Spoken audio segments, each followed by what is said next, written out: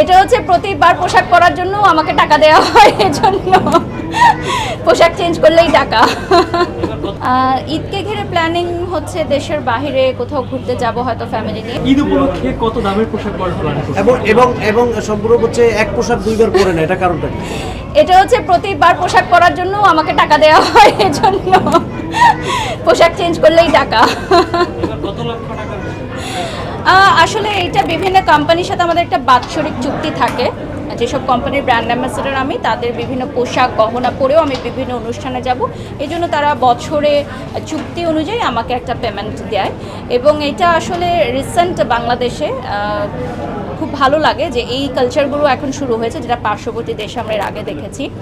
So I hope যে সব কিছুই আসলে বিজনেস। যদি আমার পরা পোশাক বা গহনার কারণে তাদের বিজনেস লাভবান হয়, তাহলে ডেফিনেটলি এটার পার্সেন্টেজ তারা আমাকে দিচ্ছে, এটাকে আমি সাধুবাদ জানাই। এখন পর্যন্ত ঈদের শপিংই করতে পারি নাই, শুধু আপনাদেরকে ঈদের শপিং করায় যাচ্ছি, নিজে কিছুই কিনতে পারি নাই। বারিশ সাহাব কি আপনার ঈদের শপিং করে না গিফট পায়?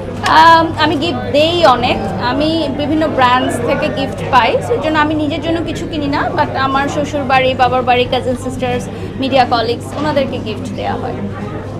ঈদকে ঘিরে প্ল্যানিং কেমন?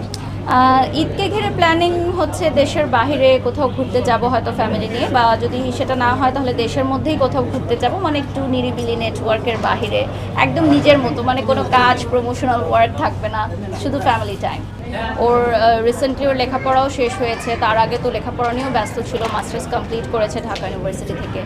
তো সেই সময়ও আসলে এত ব্যস্ত ছিল লেখাপড়া, পাশাপাশি বিজনেস, সংসার সামলানো। এখন দেখা যাচ্ছে যে ঈদের সময় জাস্ট এইটুকুই চাই আমরা, যে একটু ফ্যামিলি টাইম যাতে কাটুক, যেটা আসলে কখনো কোটি টাকা দিয়েও আসলে কেনা সম্ভব না। সেটা কবে থেকে? ঈদের পর আমাদের আসলে একটু কম কাজের প্রেশার থাকে, বাট এবার যেহেতু আবার পহেলা বৈশাখ আসছে, তো ঈদের পরপর আরেকটা কাজের আসতে হবে, তারপর আবার কোরবান ঈদের প্রমোশন শুরু হয়ে যায়। তো আমার মনে হয় একদম কোরবান ঈদ শেষ করে হয়তো আমরা একটু রিল্যাক্স করতে পারবো।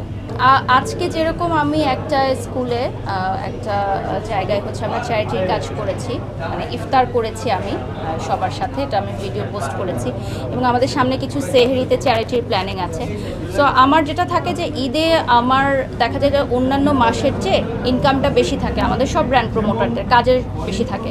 তো আমি যে বেশি টাকাটা কামাই সেটা আমি চেষ্টা করি যাদেরকে বিলিয়ে দিতে, মানে আমি আমার চ্যারিটিতে আরও বেশি কাজ করতে পারি। তো আমার কাছে মনে হয় যে আমি যত কাজ করব সেটা আমি বেশি আরও মানুষকে হেল্প করতে পারবো, আরও বেশি মানুষ আমার দ্বারা উপকৃত হতে পারবে। ঈদে তো আসলে ড্রেস গিফট দিয়ে দেয় একবারে, মানে স্পন্সর ড্রেসগুলো তো সাধারণত থাকে যে ফেরতযোগ্য, বাট যেগুলো আসলে আমাদেরকে গিফট দেওয়া হয় বিভিন্ন কোম্পানি থেকে, সেগুলো তো আর ফেরত নেওয়া হয় না। তো ওগুলোই বানিয়ে পড়া হয়। আর স্পেশালি দেখা যায় যে আমি চেষ্টা করি আমার শ্বশুরবাড়ি থেকে যে উপহারগুলো দেওয়া হয় সেগুলো পরার জন্য, সেগুলো পরে শ্বশুরবাড়িতে ঈদ করি, তখন তারাও একটু খুশি হয় যে না, বৌমাকে যেটা দিয়েছি সেটা পরে তারা ঈদ, মানে সেই ঈদ করছে। তো এটা হচ্ছে প্রায়োরিটি।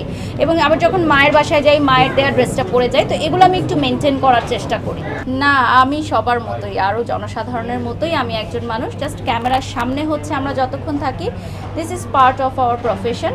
সো এটা আমার একটা চরিত্র আপনারা বলতে পারেন। সব জায়গায় আমাকে আমন্ত্রণ জানানো হয়, কিছু কিছু যেতে পারি না শিডিউল জটিলতার কারণে বা বাজেটের কারণে, বাট আমি মনে করি যে যেই জায়গাগুলোতে আমার আসলে যাওয়া, মানে আমাকে প্রাধান্য দেওয়া হয়, সেই জায়গাগুলোতেই আমি অ্যাটেন্ড করি।